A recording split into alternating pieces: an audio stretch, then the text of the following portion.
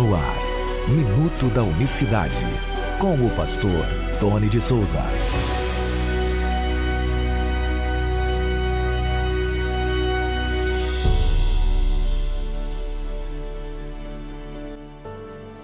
Olá, queridos, graça e paz da parte do nosso grande Deus e Salvador Jesus Cristo. Que Deus abençoe você e sua família nesta sexta-feira, dia 11 de abril de 2025. Até aqui nos ajudou o Senhor. Quero agradecer a todos que oraram por nós. Ontem tivemos no debate da Rádio Mais FM, debatendo com o pastor Fernando Galli, apresentação lá do pastor Calixto. E foi uma bênção, né? O nosso debate, podemos lá falar, foi bem descontraído, foi bem mais leve do que os debates que eu costumo participar.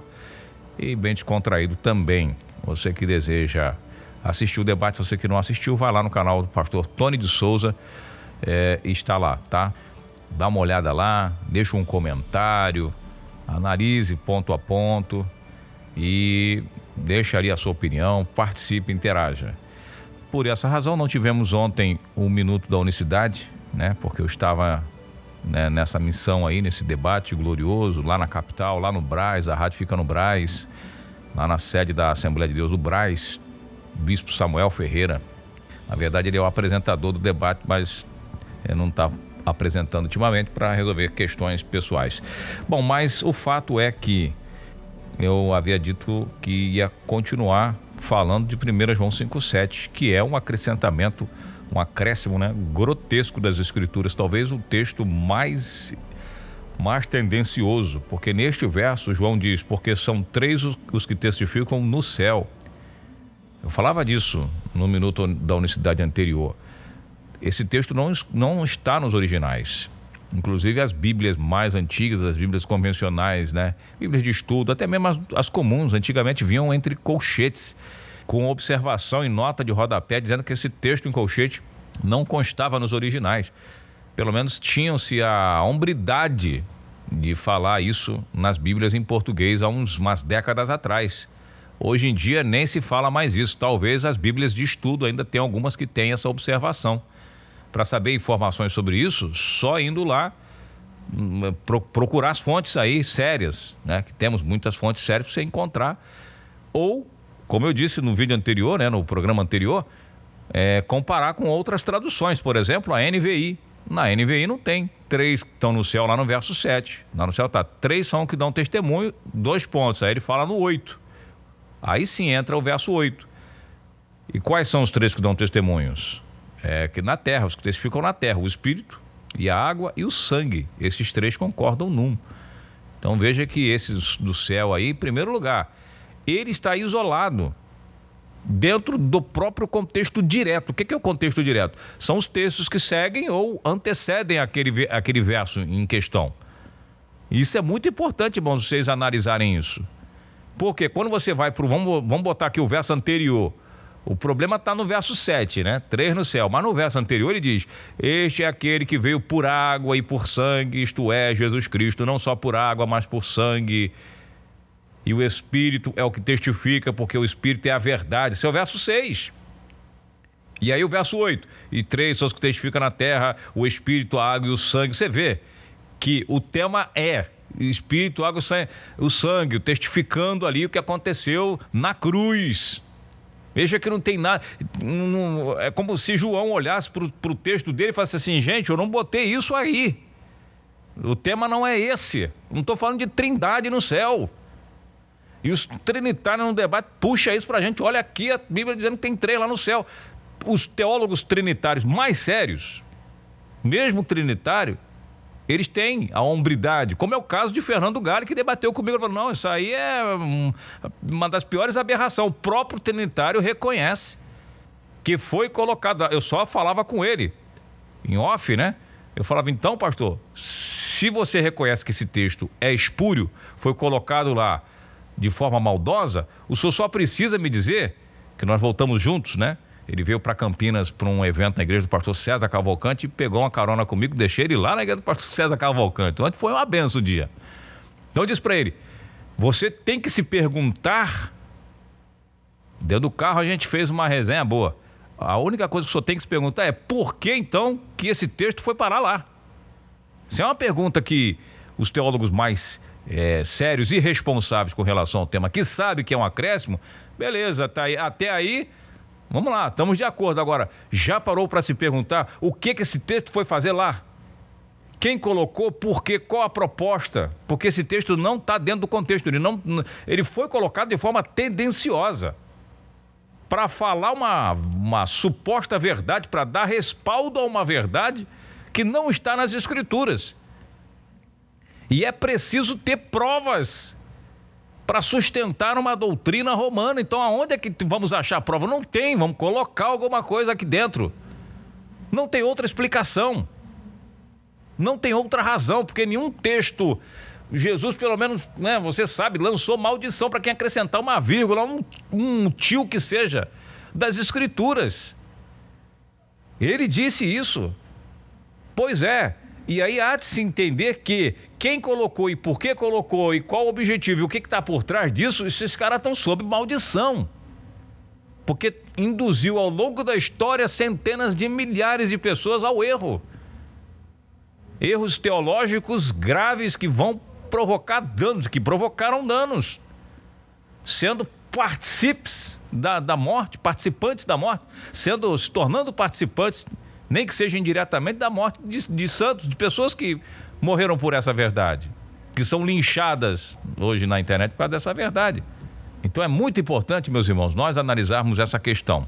Então, olhando o contexto, água e sangue, para terminar, eu queria entrar nesse detalhe, né, um pouco mais profundo da água e do sangue, mas eu vou só citar aqui algumas questões.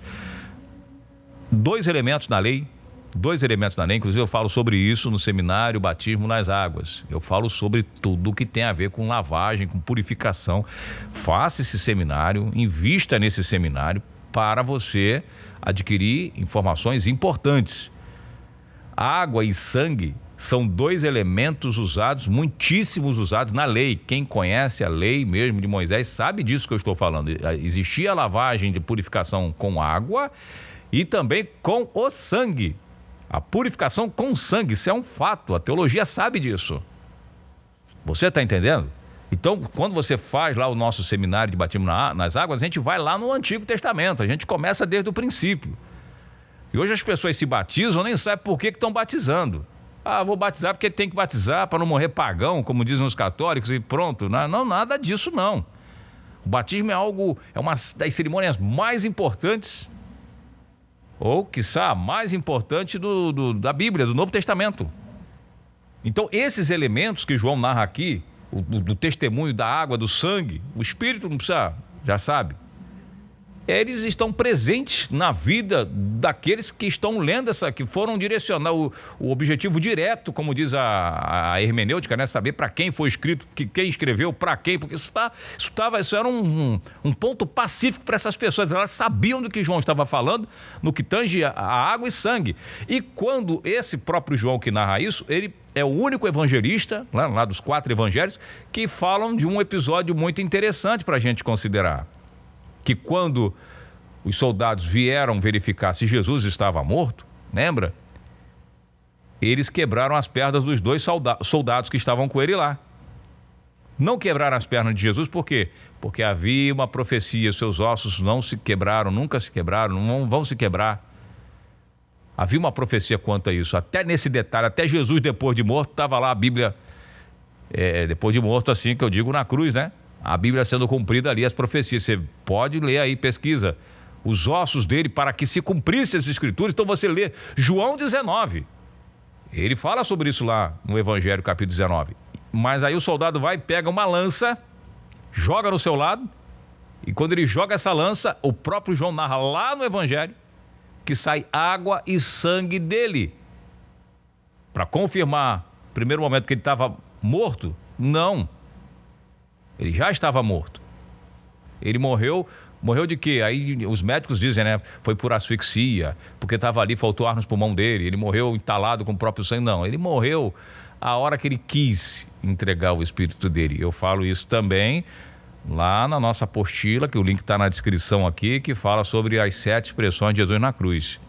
Em tuas mãos entrego o meu espírito. A última frase, a última palavra que ele diz na cruz. Então ele não morreu porque mataram ele. Ele morreu porque asfixiou, morreu porque a coroa de espinho furou a cabeça dele. Não, ele morreu porque o soldado veio com a lança lá e deu o golpe de misericórdia. Nada a ver, ele morreu quando ele quis morrer. Mataram ele, né? Ele se entregou. É muito forte. Então, meus irmãos, aqueles elementos que saem de Jesus ali, água e sangue, é que João está falando aqui, o testemunho da água e do sangue. Aí tem muita coisa para a gente falar sobre o assunto, sobre esse tema maravilhoso, glorioso, mas aí deixaria de ser o Minuto da Unicidade, mas é só para você se inteirar, né? Aí você continua que se interessou por esse tema, faz o seu trabalhinho de casa e vamos pesquisar, vamos estudar a palavra. Mas é por aí. Você vê que o que João está falando é uma coisa que não tem nada a ver com 3 no céu, não é nada disso. Mas você vê a maldade. Não foi colocado esse 3 que testificam no céu por acaso. Você acha que foi por um acaso que acrescentaram esse texto, que interpolaram?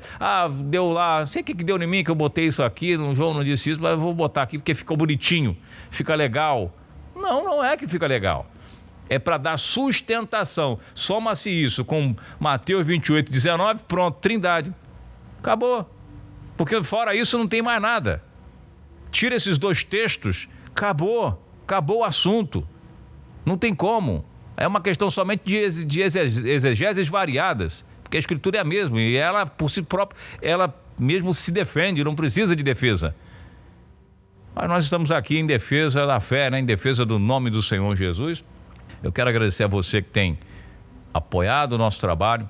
Eu tenho um gigante para derrotá-lo, né? Como todo mês a gente tem até o dia 15. E se você puder nos ajudar, estamos aí com uma certa urgência. Eu oro para que Deus toque no seu coração, para que você seja um semeador neste ministério. Ministério independente, porém, o meu ministério é independente, irmãos, mas a serviço, né? Ele é interdenominacional, ele atende, ele ajuda, ele auxilia aqueles que desejam saber mais sobre o assunto, né? Nós carecemos de pessoas que falem da unicidade de Deus na internet. Isso é verdade, né? Fazendo uma demagogia, me colocando como, né? Não sou o único, mas mesmo os irmãos que nós temos que falam, se você for olhar, dos unicistas, temos poucos falando diariamente sobre o assunto. Temos poucos irmãos que se comprometem a fazer um vídeo, a fazer um texto, a fazer um áudio, a falar, a insistir, a fazer apostila, a fazer livros. Então valorize, se você encontrar alguém que tenha um livro unicista, uma Bíblia, não precisa ser o pastor Tony, não. A Bíblia, tem a Bíblia monoteísta do pastor Amaury Borges, tem, né, livros do próprio pastor Amaury Borges, tem pastor Wagner Teruel, tem poucos irmãos, mas que tem seus materiais, incentiva esses autores. Ore por essas pessoas e você sabe que não tem. Muitos vão contar nos dedos. Pelo menos que eu saiba, pelo menos eu não vejo. Então apoie, tem o pastor Luciano Batista, tem outros irmãos, abençoa esses trabalhos, invista nesse trabalho. É inadmissível ver, né, assim, a maioria dos irmãos unicistas comprando livros de pastores trinitarianos, semeando no ministério de trinitário. Isso é um absurdo, chega a doer quando eu vejo, comprei a Bíblia de fulano, comprei o livro de fulano. Eu fico triste dentro de mim. Por que não apoia um irmão unicista? Nós temos que nos unir. Essa união vai além das placas, né? Das instituições, meus irmãos. Isso não pode ficar limitado, isso não pode ficar preso. Isso tem que ser divulgado, propagado, anunciado mesmo. Você vai daqui para o Brás para chegar lá e passar vergonha. E ainda a gente recebe crítica ainda, mas a gente vai lá porque você acha que eu vou investir R$300, 200 e poucos reais de combustível, gasolina, para quê? Para chegar ali daqui para o Brás, qual é a minha finalidade? Qual é o meu propósito? Ficar famoso? Eu não preciso, eu trabalho para uma rede de rádio há muito tempo, não fiquei rico não, mas o problema é, eu sou comunicador, eu posso fazer um canal no YouTube falando qualquer assunto, futebol, política. Nós fomos chamados para falar do reino. Se eu quisesse ficar famoso, se eu estivesse atrás de glória e fama, eu seria trinitário, que é muito mais fácil. Estaria com uma igreja imensa aí, né, rico já, como os pastores trinitários da maioria estão. É só você pensar. Apoie o nosso trabalho, invista no nosso trabalho, porque a gente precisa divulgar essa mensagem. Meus queridos e amados irmãos, eu deixo aí esse texto de 1 João 5,7 para você examinar. Veja o vídeo anterior e nós voltaremos na próxima segunda com mais uma edição do Minuto da Unicidade. Para você que está na Rádio Betel, aí ouvindo o programa à noite, vamos de mais uma música bonita, um louvor abençoado, e nós voltamos em instantes. Graça e paz. Minuto da Unicidade.